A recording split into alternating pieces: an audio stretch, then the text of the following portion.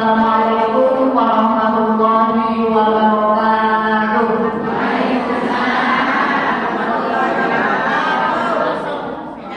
Alhamdulillahirabbil alamin wa bihi nasta'in ala umuri dunya wad din. Assalatu wassalamu ala asyrafil anbiya'i wal mursalin wa ala alihi wa sahbihi ajma'in. Amma ba'du. Baiklah yang terhormat Bapak Ustaz Sulaiman SPD selaku Ketua DKM Majelis Taklim Berwajibat, dan yang terhormat Bapak Ustaz Mustafa selaku Ketua Tokoh Masyarakat Nurul Ibad selaku Tokoh Masyarakat Kampung Ujung Tebu, dan yang terhormat Ibu Lilis Juliani selaku Ketua Majelis Taklim Nurul Ibad, dan yang terhormat saudara saya Bunda Hasanah yang telah menemui saya, namun mohon maaf tidak bisa hadir dalam pengajian hari ini. Pertama-tama kita bersyukur kita dengan Allah Subhanahu wa Ta'ala sehingga kita diberikan ini nikmat, salah satunya adalah nikmat sehat walafiat, sehingga kita bisa berkumpul di tempat yang insya Allah dimuliakan oleh Allah Subhanahu wa Ta'ala. Amin. Kemudian salawat beserta salam semoga tetap terlimpah curahkan kepada baginda kita, suri tauladan kita, Nabi akhir zaman, yakni habibana wa syafi'ana wa maulana Muhammadin sallallahu alaihi wasallam. Ibu-ibu yang saya hormati, sebelumnya izin memperkenalkan diri. Perkenalkan, nama saya Siti Nurjana. Saya mahasiswi dari UIN SMH Banten yang ada di Tanah.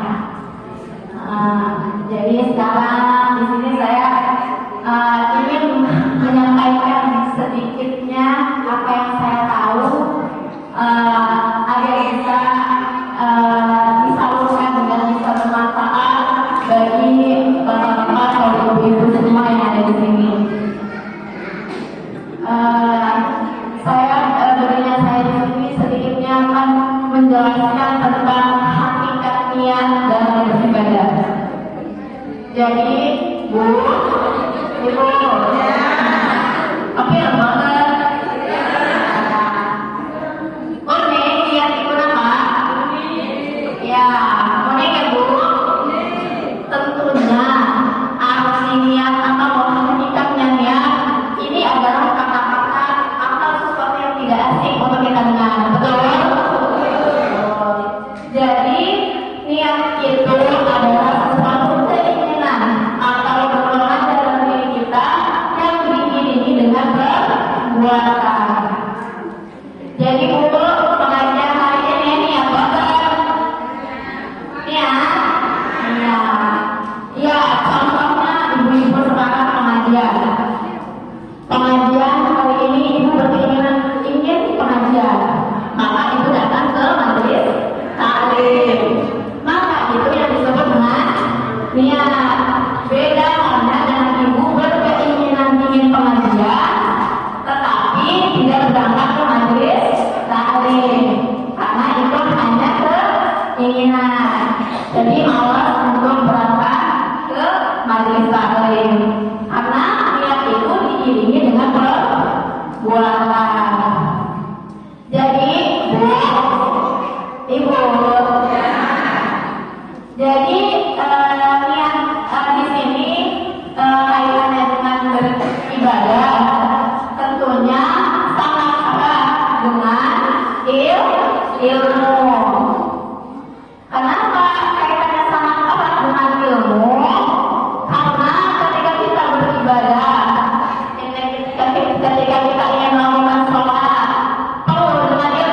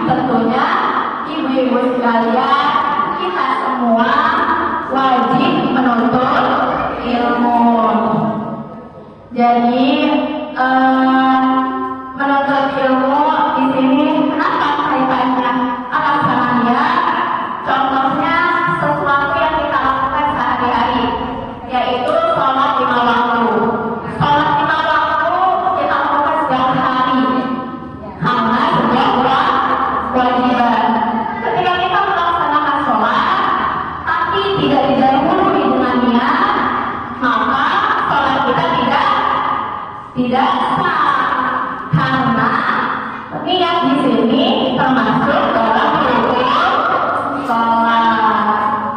Ketika rukun sholat tidak dipenuhi, ketika rukun sholat tidak ada dan tidak kita lakukan, maka sholat kita tidak sah. Maka niat di sini sangat penting.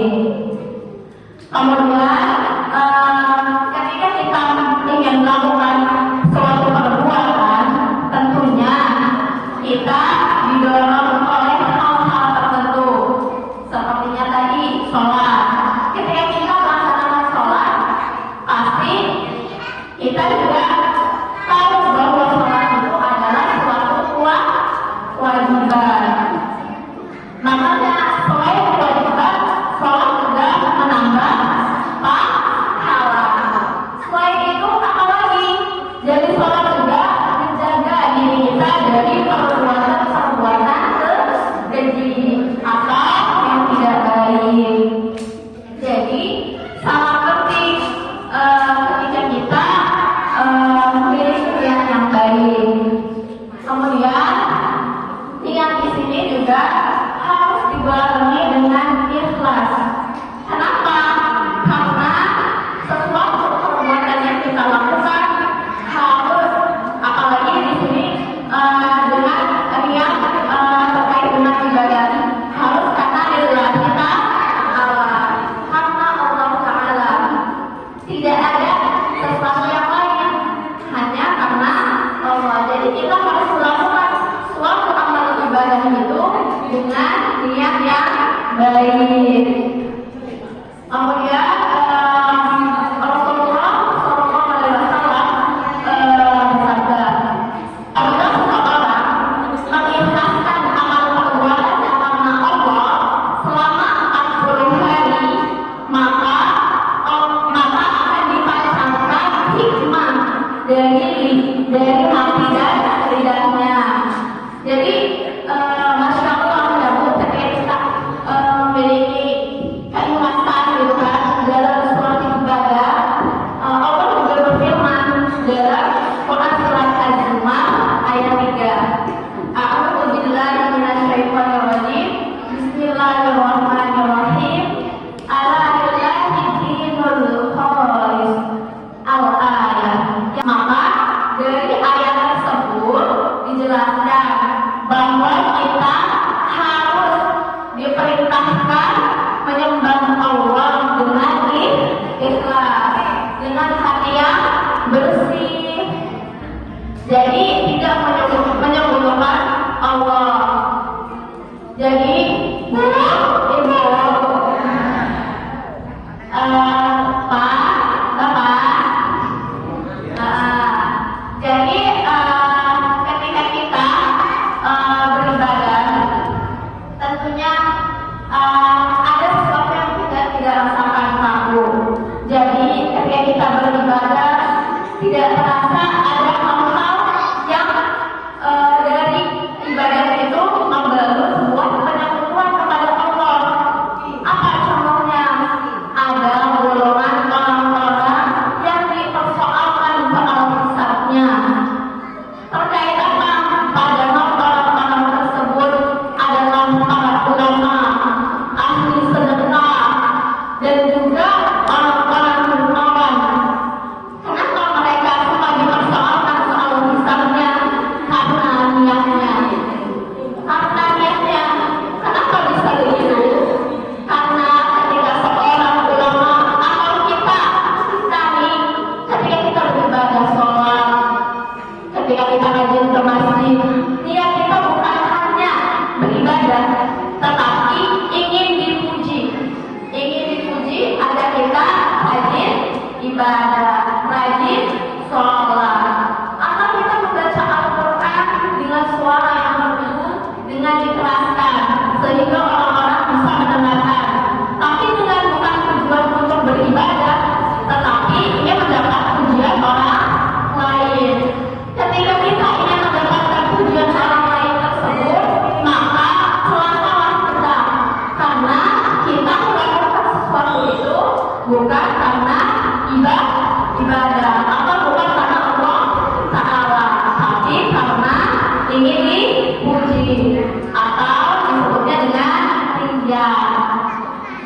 Jadi Pak Bu, ketika kita melakukan ibadah, amal perbuatan, baik sholat, sedekah, banyak orang-orang yang sedekah tapi dia ingin dilihat, itu namanya ria.